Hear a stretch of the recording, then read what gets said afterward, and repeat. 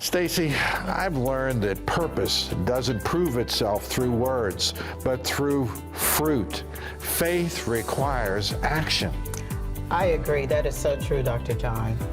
And so in episode 5 of Pivot on Purpose, we discuss how purpose has confirmed over time through results, trust, and impact. If you've ever wondered how to know whether you're truly walking in purpose, this conversation will help you see the evidence God uses. So this is all important to know, Dr. Stacy. So without further ado, let's talk.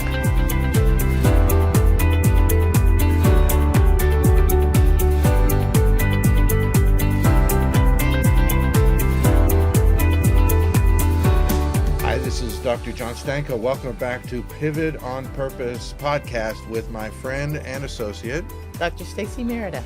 And Stacy, it's great to be back with you again. Same here, You're John. Looking good as always. Aw, I always have to you. bring my A game when I'm with you. My glasses, aren't quite They're ready, but they're they fit for me. Yes. So you are well in your pursuit of purpose. Absolutely. Family Doing well. Everybody Family's good. Doing great. Are you happy? Growing. Very happy. Yeah, that's Ecstatic. the joy of the Lord is our strength. That's really is. really the essence why I harp on joy, because it provides a reservoir of energy, of creativity.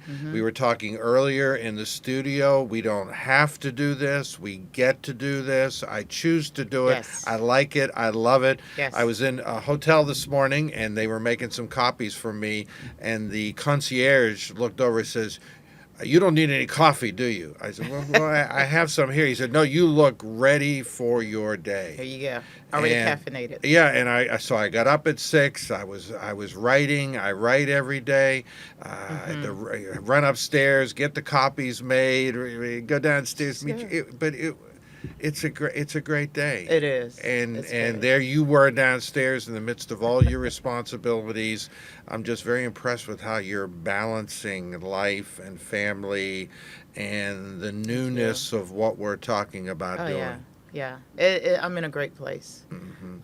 It's one of those situations where, like you're saying, when you're in your purpose and you're walking it out, it's kind of effortless.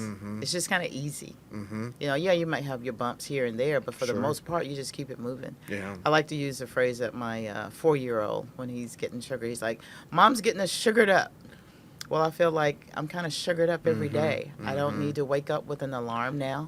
I'm anticipating, what is the day going to hold for me? I know what I have my hands to do, but I'm usually surprised, and it's a pleasant surprise. Yeah. So we've been going to continue to talk about. I wrote this book on purpose, and our collaborative book, Pivot on Purpose, for which the podcast is named. So it's just amazing to me that the message just continues to work in our lives. Exactly. It continues to bear fruit. It continues to produce what it promised it would produce. Right. And you found that to be true, Absolutely. of course. As they say, the proof is in the pudding, right? Yeah. and I think and I'm not trying to correct you, but the proof of the pudding is in the eating. Well, that too. Which is the That's title of what sort of the theme of this particular episode, where we're looking at purpose demands proof. Yeah. And so, again, I probably in writing I stretched trying to get all the P's in, and so this is why we're taking a little bit of time to dig a little bit deeper to make sure we understand. But one of the first things that we've already been talking about, the proof of purpose, is the joy. Yes. It's a joy you can't explain. Your joy is different than my joy. And so I could just keep telling people, follow your joy. And That's also, God is love. So if you're doing what you love, you have to be doing God's will. Absolutely. Does that make sense? It makes total sense. Absolutely. So part of the proof is the residual, the effect that it has on us as we do it. And so I know I have joy. Do you have it? I absolutely do. Yeah. And peace. And the other is peace. That we are experiencing these wonderful benefits. But so purpose demands proof. When I say that, what do you think of? You're always so good at framing it. What is that phrase? When you're in your purpose, what is in the business terms, like if you're investing, then what's that return on the investment? So is it producing the fruit? So in that case, I think about you. Your proof. You have to be in your purpose, because I don't know any human that can kick out 105 books and just continue to keep doing that and love every minute of it. So that's the proof, is that you're working and there's tangible examples of you in that purpose. Yeah, I guess when I penned this, I had people wanting flowery purpose statements. I'm here to enhance mankind. Yeah. Okay, if that's tell me how you're going to do that. Right. What is the proof of that? If you are here to preserve the environment, again, I'm not the purpose police. Right. I'm not the purpose bloodhound. Something doesn't smell right here. I work with whatever people give me, but I'm looking for evidence. Yes. I'm looking for proof. Yep. Talk is cheap. We've heard or put some walk with your talk. Those are important things. I think purpose has to be tangible. Yes. There has to be, and we've talked about this. We've talked about fruit. Yeah. We've talked about evidence. So, Stacy, this has played out in your own career, and I just love reading your drafts for the book, and as you shared some of the really exciting things that you've done and doors that have opened for you and people you've worked with. Some will, we don't want to be name dropping, but just share with our listeners and viewers just a little bit about the evidence, the proof of this purpose that you talk about and how it's played out professionally. Although for you have one life, it seems. It's not like, well, I have my professional life, my family life. You're living one life. There's integrity, there's unity. But talk to us a little bit about the journey and about your career and some of the things that you've done. Sure. It's been incredible, and I always think about how lucky and how blessed I am to have had such a very enriching life. You're talking to someone who grew up on a farm in Southwest Alabama, and then to be exposed and get opportunities to stand before kings and queens and presidents is amazing. And I have to say, the proof is all of these different opportunities happen because I was so honored to find my purpose very early in my career. And I have you to thank for that, because you helped direct me on what is your purpose. You helped me identify that and to name it. And that purpose was just simply to bring order out of chaos. I didn't know what that looked like, what that meant, how to accomplish that. But what was innate was I was always called to do things that didn't exist, like called into new companies or new departments and new systems that needed to be created or new processes. I was able to walk in and take a look at, what are you doing? Okay, well, here are some recommendations. Let's try this. And once that happened, after we got that going, then I'd get called to the next one. So I never really had to worry about really filling out applications for jobs or sending resumes. It was more of, your name goes before you. Your reputation precedes you. And that's how I went from one job to the next, or one position. And my industry was the music and entertainment space. And so I was able to work with numerous companies, worked with all types of artists, creatives, executives. And I remember the last, quote, corporate job that I had was when I got a call from Sony Music. And they asked me to come because they needed to work in a particular genre, and they needed a VP of marketing. And basically they said, we've looked at your previous work. We love what you've done. Can you help us? And I initially said no, because at that time, my father had just been diagnosed with dementia. And I was like, I'm a daddy's girl. I wanted to go and spend as much time with him as possible. And they wouldn't stop asking. And so I talked to my family. They're like, go, we got daddy. He's going to be fine. You can come visit as much as you want. And so I took the position. Which is another evidence. I It's mean, another there was help, there were resources Exactly. to relieve your sense of Exactly. duty or Yes. honor that Yes. was there that freed you to go Yeah. on. Yeah. Mhm. And so I did. I went ahead and worked there. And it was a short tenure, but it was packed with so many life lessons and so much work. I've never worked harder a day in my life because it was at such a high corporate level. But had some great successes there, and I hope that I contributed to people's lives. The evidence was they always come back and say, thank you for what you've done. Yeah, you still have You've done relationships. You're still still have talking to them. relationship. If you see them Absolutely. in the mall, you don't have to cross to the other side of the no, mall. not Yeah. at all. No, and that's the beauty of it. When you do it the right way, you can maintain those relationships, and hopefully, if there's been impact, they will not forget because they're grateful. I get that even after moving from music and entertainment industry over into higher education, still teaching about the music and entertainment space. So there you go. You've got that thread that I didn't change what I knew. It was how it was applied.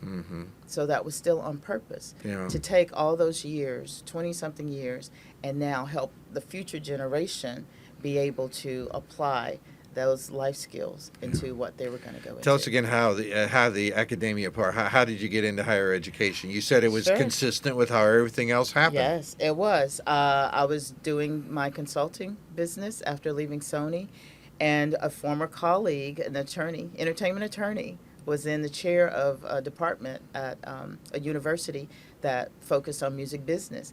And he reached out to me and said, hey, I need someone to teach courses to my students. And I was like, what is that? He said, no, we actually do have a music business degree program. And I said, okay. He said, and you don't have to stop your consulting business. He said, but this is full time. Can you manage it? And I was at a point where, I had wound down a couple of clients, and I was like, yeah, I could do that.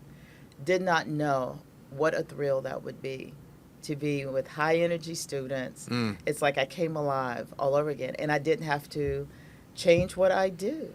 I still talked music, entertainment, film, the whole nine, and was able to take my life experiences and make it practical with the theory that I was teaching from the textbooks. Wow.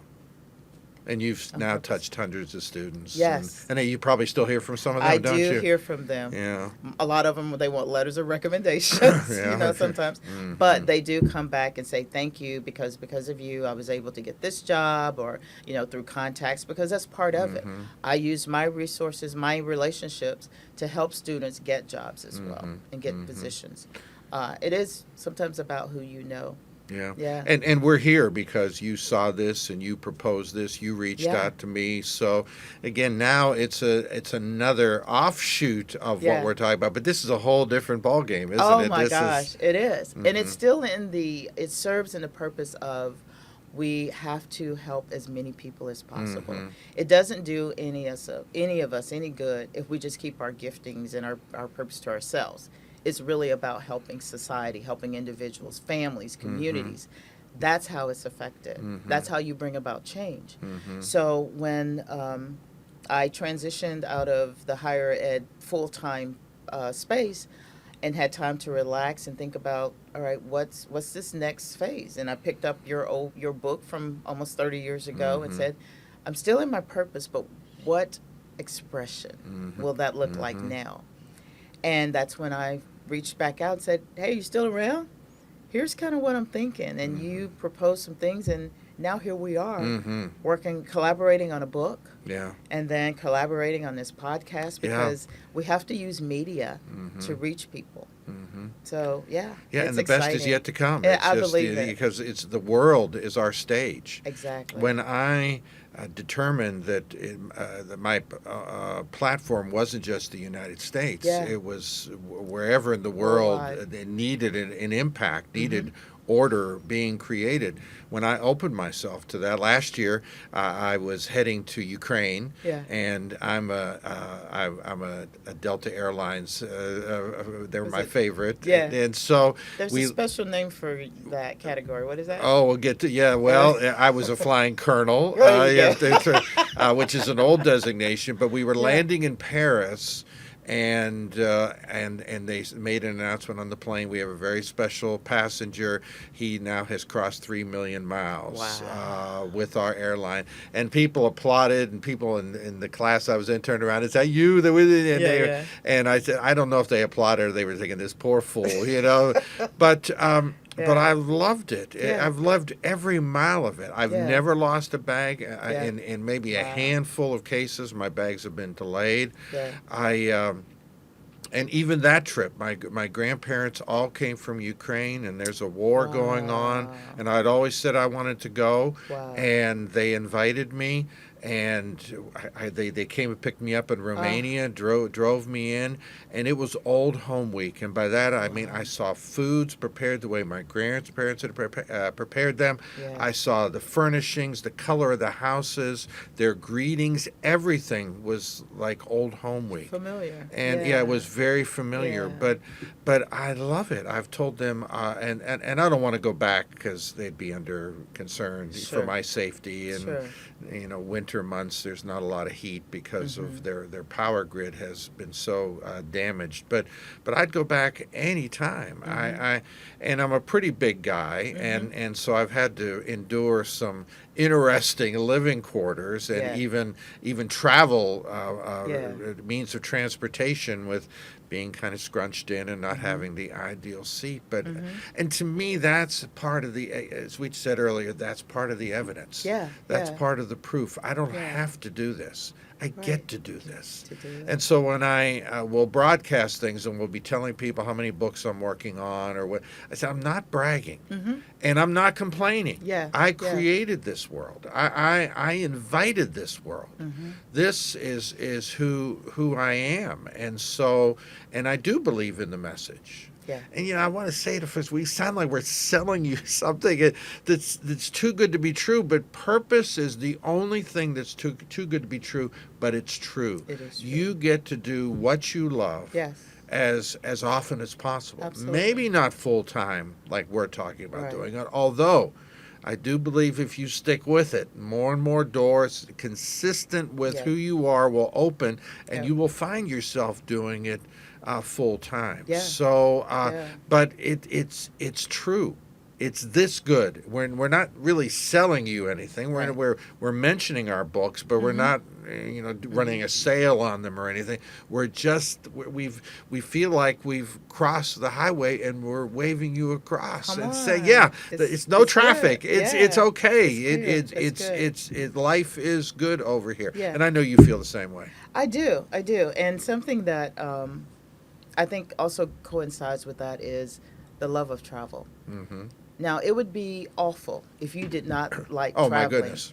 That means, you would not be able to accomplish what you do. Mm-hmm. Same with me. I love traveling. I take my family everywhere we go. Yes, you do. And they love it. Mhm. It's an incredible experience. It's basically, we're homeschooling, which the term homeschooling I now have changed to, we're world schooling. That's great. It is. Yeah. And so they get exposure everywhere. They get to meet all kinds of people, all different cultures. They hear different languages. My oldest is speaking a little bit of Spanish, and then now he's kind of stretching out a little bit in Mandarin. I'm like, Mhm. that's incredible. Yeah. Yeah. And like you said, we get to do this. Yeah. And I it's started like doing awesome. South America 3 or 4 years ago. I was in Argentina and said, if I'm going to do this. So I started Duolingo, Yeah. and I've been 3 years, and please don't anybody write in and you write me in Spanish. But I can read the signs. I Yeah. can do a basic conversation. Uh-huh. But even then, I'm in my 70s. And Yeah. so the thinking is, languages aren't easy. But then I thought, no. If I'm going to be, if God has opened that market for me and I'm going to go there, then Yeah. I want to at least make an attempt. And Yeah. so Yeah. I have, and it's been very meaningful. So Yeah. now I go to a French-speaking country, and Yeah. I've added French on, and I That's go to great. Ukraine, and I'm Yeah. adding Ukraine on, and so, Stacy, when I got to my 50s, I thought, and we met 33 years ago, so you would have met Yeah. me in my 40s. And so Wow. when I got to my 50s, I thought I'd started my company, Mm-hmm. Purpose Quest Inc. I just thought, okay, I'm going to take what I know and I'm going to be doing it now, hopefully better, Mm-hmm. hopefully more effectively, more Mm-hmm. efficiently, and hopefully we'll make some money. Mm-hmm. But my 50s were my greatest growth years. I took a seminar from an organization in Seattle about cognitive awareness and how our thinking limits us. I was 56. And that's where I was thinking my goal was to write one book a year. But then they challenged us. They said, how many offices do you have? How many books do you have? How many languages do you know? And we don't. They said, now add a zero.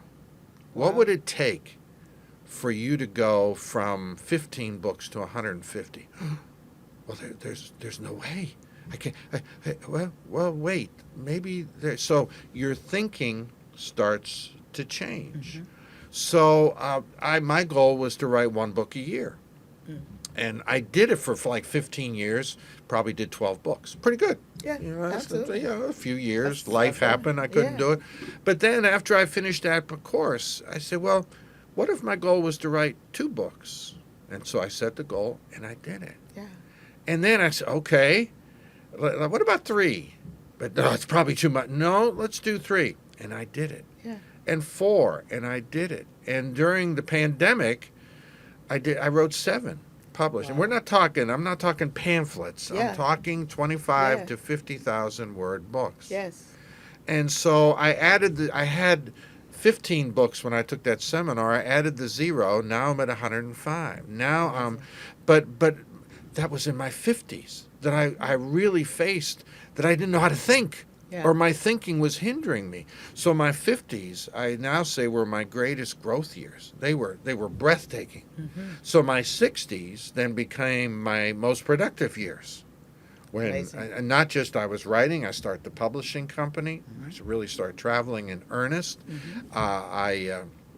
I was working in a church, but I resigned. They paid us so well. The benefits were so great, but there was something missing.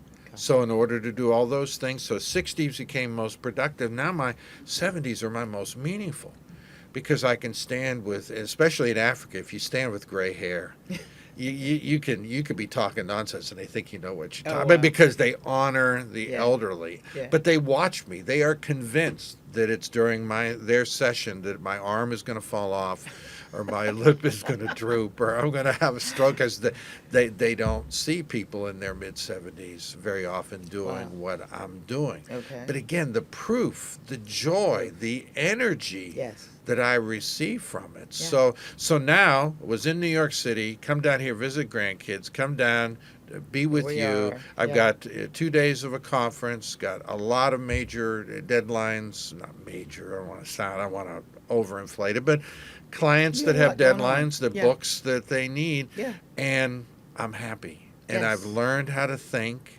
And so the benefits, the residuals. Now, I don't know. People say, oh, you're going to live to be long. And maybe I will. I hope I will. My mother did. My father did not. But I'm just committed to make the most of every day, And that's what we're charged to do. I think. Absolutely. And that's what you're doing. Yeah. And that's what we're doing. Yeah. So talk to us again about the writing. I know I touched on this before, but Yeah. you're now getting more into writing. What's that represent for you? What's it doing for you? wow. What's it? You know, honestly, sometimes I'll say in my case, I think I just had my head down, just Mhm. busy doing the work through my life. Now I get the opportunity to sit back and while writing, I get to relive it. And then there are moments that it's like, oh, I do remember that. I do recall. Mm-hmm. So it's giving me an opportunity to, in a sense, relive my life and think about Yeah. some key moments and to be more intentional about understanding how my purpose was rolled out in my life, or how it was exemplified in my life. That has probably been very refreshing. Yeah. So, And you have more years now to reflect do, back yeah, on. And yeah. so more experience, you can make better comparisons. Yes. I've seen this before, Yes. or this is new, Yeah. or whatever the Yeah. case may be. Yeah. Well, I think you're just a born communicator. I mean, that's part of your bringing order out of chaos, is your personality, your presentation. I mean, you can't be a university professor for as long as you were and not be an effective communicator, especially in the field that you're in. You got to bring it. You know, you got to bring your A game all the time. So I think it's just such an exciting opportunity for you. And then with Thank you. social media being really a publishing entity Sure. that in most cases doesn't cost us much, Right. Facebook has made me a better writer. Well, Because I post what I call Stanko's Proverbs every day, and I like to use the colored slides that they have, but you can only do so many characters. So can I produce something that will be helpful to people, that is concise enough to fit into one of those colored slides, and that I don't have to do anything special to make it happen? Yeah. And it has. And it's gotten me a follower. I now have 30-some thousand followers on Facebook, Awesome. which is nothing compared to some, but Yeah, it's okay. I'm in it for the long haul. I do Yeah. a daily devotional, a 2-minute video. There's no limit, there's no end, and the joy fuels me. Sure. Again, I want to go back and say I don't have to do any of this. Right. I want to say I don't get paid to do most of it, Yeah. but I do it because I love. I have a riddle. Okay. So we'll, as When we they say, close, riddle me this, huh? yeah. So, why does a bird sing? Think about it. Why does a bird sing? You're in the entertainment industry. Does a bird have an agent? No. Does a bird sell tickets? No. Does a bird wait for an audience? No. Does a bird compare its song to another bird's song? Not at all. Does a bird wait for the other bird to stop singing before it sings its song? No. Why does a bird sing? For the love of it, and that's His purpose. Because God created them to Sing. Yep. And they sing in good weather and bad weather, That's and they sing whether the cat is close by or not, and they don't care. Yeah. They're a bird. Yeah. So if I'm a writer, Lord God, what should I do? I think I'm supposed to Just write. right. If Yeah. if you bring order out of chaos, what are you supposed to do? You're supposed to go find the chaos so you can bring. Duh. And the added benefit is that you're not in it alone. Right. God, who bestowed this purpose on you, will now bring the opportunities to you. Yes. So you just have to be mindful. That's and it. even when, like with your example, I know I need to take care of Dad, Yeah. but very gently, Mm-hmm. the answer to what would make you anxious, your Yes. father's care was Yeah. taken care of. Yep. The door is there. You Yep. walk through it. Now you look back and say, Wow. wow, Yeah. I did the right thing I did. Yeah. for me. There's somebody else who could get that invitation Yeah. and say no. So a bird sings. So we want to encourage you, and all of you, sing like a bird. Yeah. Whatever, Regardless. if it's children, if it's organizing, if it's stamp collecting, coin collecting, hobbies, scrapbooking, whatever it is, Just do it. just do it, Yes. and be the bird that you were created to be, and however that looks and whatever that means. Any Great summary? analogy. Anything to say as we close, Stace? No. I think that sums it up. Yeah. You did a great job. Those analogies were perfect. Well, Thank you. purpose demands proof. It requires proof. If you give yourself to it, it'll happen. It will. And that's why I can tell you how many books I've done, how many followers I have, because I don't think I'm a slave to it, but is it touching lives? Is there evidence that what I'm doing is a part of who God created me to be. Yeah. And that's what I'm looking for. So should we do it again? Should we come back for another episode? I think we should. I think We've we got more should. We got more stuff. We got more Absolutely. riddles to share with everybody. This is Dr. John Stanko for Dr. Meredith signing off for today for this podcast, Pivot on Purpose. We'll see you again very soon.